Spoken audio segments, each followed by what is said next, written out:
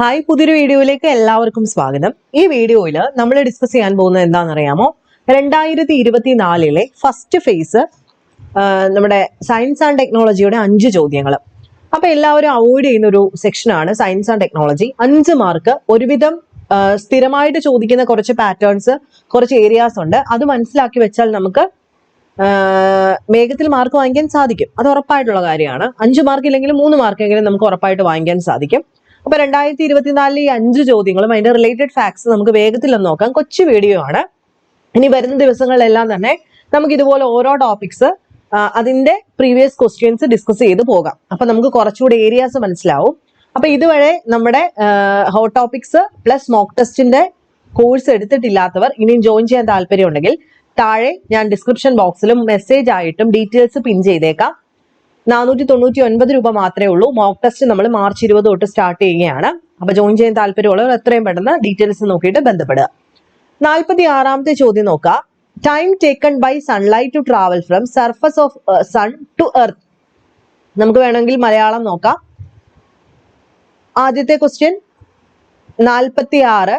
സൂര്യന്റെ ഉപരിതലത്തിൽ നിന്നും ഭൂമിയിലേക്ക് സഞ്ചരിക്കാൻ സൂര്യപ്രകാശം എടുക്കുന്ന സമയമാണ് ചോദിച്ചിട്ടുള്ളത്.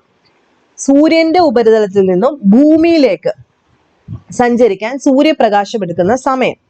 അപ്പം ഇത് നമ്മൾ കാണാതെ വേണമെങ്കിൽ പഠിച്ചു വെക്കാം. അതല്ല നമുക്ക് കണക്ക് രീതിയിൽ ചെയ്യണമെങ്കിൽ നമുക്കറിയാം ആവറേജ് ഡിസ്റ്റൻസ് നമ്മുടെ ഒരു സൂര്യൻ തൊട്ട് ഭൂമി വരെയുള്ള ഏകദേശം ആവറേജ് ഡിസ്റ്റൻസ് എടുക്കുമ്പോൾ 149.6 മില്യൺ കിലോമീറ്റേഴ്സ് ആണ് നമ്മുടെ ഭൂമിയും സൂര്യനും തമ്മിലുള്ള ഒരു ദൂരം എന്ന് പറയുന്നത്. അപ്പൊ ഡിസ്റ്റൻസ് ആണ് അവിടെ കണ്ടുപിടിച്ചിരിക്കുന്നത്. D=. ഇനി നമുക്കറിയാം സ്പീഡ് ഓഫ് ലൈറ്റ് അല്ലെ, ലൈറ്റിന്റെ സ്പീഡ് നമ്മൾ പഠിക്കാറുണ്ട്. 3 × 10⁸ മീറ്റർ/സെക്കൻഡ് ആണെന്നൊക്കെ നമ്മൾ കൊച്ചു ക്ലാസ്സിൽ പഠിക്കുന്നതാണ്. അതായത് ഏകദേശം ഇത്രയുമാണ് സ്പീഡ് ഓഫ് ലൈറ്റ് അല്ലെ, km/h. ഓക്കെ, അപ്പൊ നമുക്ക് എന്താ കണ്ടുപിടിക്കാൻ ചോദിച്ചിട്ടുള്ളത്? എടുക്കുന്ന സമയമാണ് ചോദിച്ചിട്ടുള്ളത്. ഫിസിക്സിനകത്ത് ഒരു ഇക്വേഷൻ ഉണ്ടല്ലോ, time distance divided by speed. ഇത് നമ്മൾ ഡിവൈഡ് ചെയ്യുമ്പോൾ കിട്ടുന്ന ആൻസർ ആണ് 8.3 മിനിറ്റ് എന്ന് പറയുന്നത്. ഇതൊന്നും ഓർത്തില്ലെങ്കിലും നിങ്ങൾ എന്ത് കണ്ടുപിടിച്ചേക്കുക, കാണാതെ പഠിച്ചു വെക്കുക. സൂര്യന്റെ ഉപരിതലത്തിൽ നിന്നും ഭൂമിയിലേക്ക് സഞ്ചരിക്കാൻ സൂര്യപ്രകാശം എടുക്കുന്ന സമയമാണ് 8.3 മിനിറ്റ് എന്ന് പറയുന്നത്. ഓക്കെ ആണല്ലോ. അടുത്ത 47ാമത്തെ ചോദ്യം കുറച്ച് ടഫായിട്ടുള്ള ചോദ്യമാണ്.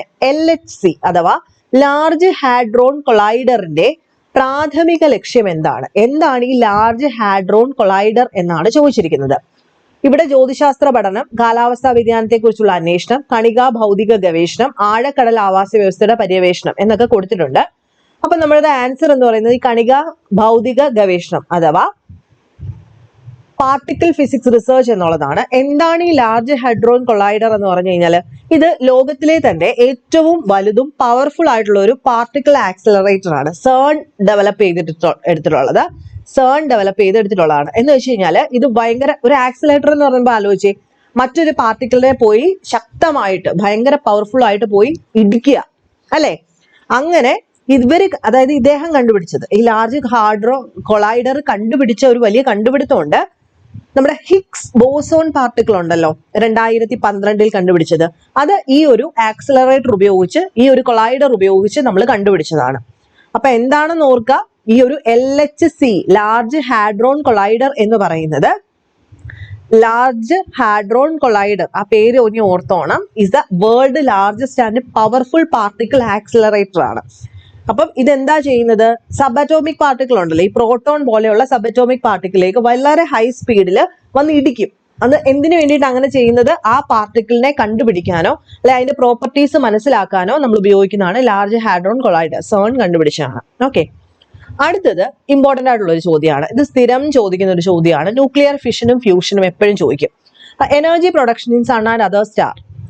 അതായത് എനർജി പ്രൊഡക്ഷൻ, നമ്മുടെ സണ്ണിന്റെയും മറ്റ് സ്റ്റാറുകളുടെയും ഒക്കെ എനർജി പ്രൊഡക്ഷൻ എങ്ങനെയാണ് എന്നാണ് ചോദിച്ചിരിക്കുന്നത്. അത് എപ്പോഴും നമുക്കറിയാം ഏത് വഴിയാണെന്ന് നടക്കുന്നത്? ഫ്യൂഷൻ വഴിയാണ് നടക്കുന്നത് അല്ലെ.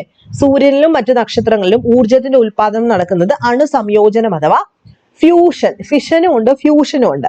എന്താ ഫ്യൂഷൻ എന്ന് വെച്ച് കഴിഞ്ഞാല്? Nuclear fusion. സണ്ണിലും മറ്റ് നക്ഷത്രങ്ങളിലും ഊർജ ഉൽപാദനം നടക്കുന്നത് ഫ്യൂഷൻ വഴിയാണ്. നമുക്കറിയാം സണ്ണില് ഹൈഡ്രജൻ ന്യൂക്ലിയസ് അല്ലെങ്കിൽ ന്യൂക്ലിയെ, ഒരെണ്ണം എന്ന് പറയുമ്പോൾ ന്യൂക്ലിയെ, ഇത് ഫോം ചെയ്തിട്ട്, അതായത് ന്യൂക്ലിയെ ഫോം ചെയ്തിട്ട് എന്തുണ്ടാവും? ഹീലിയം ഉണ്ടാവും. അപ്പം ഈ സമയത്ത്, അതായത് ഫോം ചെയ്യാൻ മീൻസ് കൊളൈഡ് ചെയ്തിട്ട് ഒരുമിച്ചാവുമ്പം ഒരു വലിയ എമൗണ്ട് എനർജി പുറത്തേക്ക് പോകും.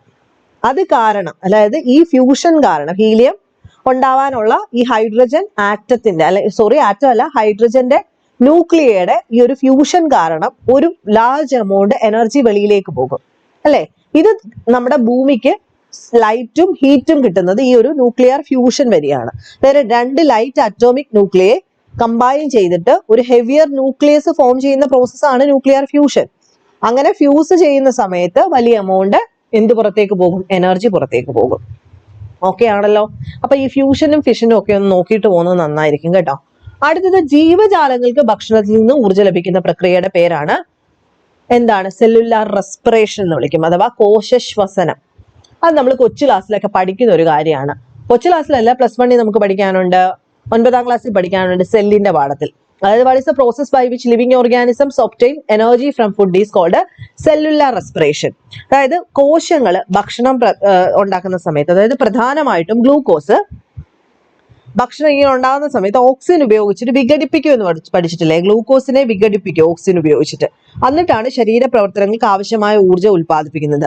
ഈ ഒരു പ്രോസസ്സിനെയാണ് സെല്ലുലാർ റെസ്പിറേഷൻ. ഇവിടെ ഓക്സിജൻ ഉപയോഗിക്കുന്നതാണ് സെല്ലുലാർ റെസ്പിറേഷൻ. ഗ്ലൂക്കോസിനെ ഡിവൈഡ് ചെയ്ത് ഓക്സിജന്റെ ഉപയോഗത്തോട് കൂടിയിട്ട് ഈ ഒരു ഗ്ലൂക്കോസിനെ ഡിവൈഡ് ചെയ്തിട്ട് എനർജി എടുത്തിട്ട് ശരീര പ്രവർത്തനങ്ങൾക്ക് കൊണ്ടുപോകാറുണ്ട്. That is called cellular respiration. അപ്പം what is the process by which living organism obtain energy from food? Cellular respiration. അടുത്ത ചോദ്യവും സ്ഥിരമാണ്. കോൺഫറൻസ് ഓഫ് പാർട്ടീസ് നമ്മൾ പഠിക്കാറുണ്ട്. 28ാമത്തെ കോൺഫറൻസ് ഓഫ് പാർട്ടീസ്, അതായത് UN-ന്റെ ക്ലൈമറ്റ് ചേഞ്ച് കോൺഫറൻസ് എവിടെ വെച്ചാണ് നടന്നതെന്നാണ് ചോദ്യം. ഓപ്ഷൻ ഡി, ദുബായിൽ വെച്ചായിരുന്നു. അപ്പൊ അവിടെ മറ്റൊരു ചോദ്യം വരുമല്ലോ. അതായത് പിന്നെ വേറൊരു കാര്യമുണ്ട്, ഈ മൈറ്റോസിസും മിയോസിസും ഒക്കെ നിങ്ങളൊന്ന്, ഫോട്ടോസിന്തസിസ് നമുക്കറിയാം, പ്രകാശ സംശ്ലേഷണം. മൈറ്റോസിസ് എന്ന് വെച്ച് കഴിഞ്ഞാൽ എന്താണ്? അതായത് നമ്മുടെ സെൽ ഡിവിഷൻ ആണെന്ന് നമ്മൾ പഠിച്ചിട്ടുണ്ട്, അല്ലെ? രണ്ടും സെൽ ഡിവിഷൻ ആണ്, മൈറ്റോസിസും മിയോസിസും. മൈറ്റോസിസ് എന്താണ്?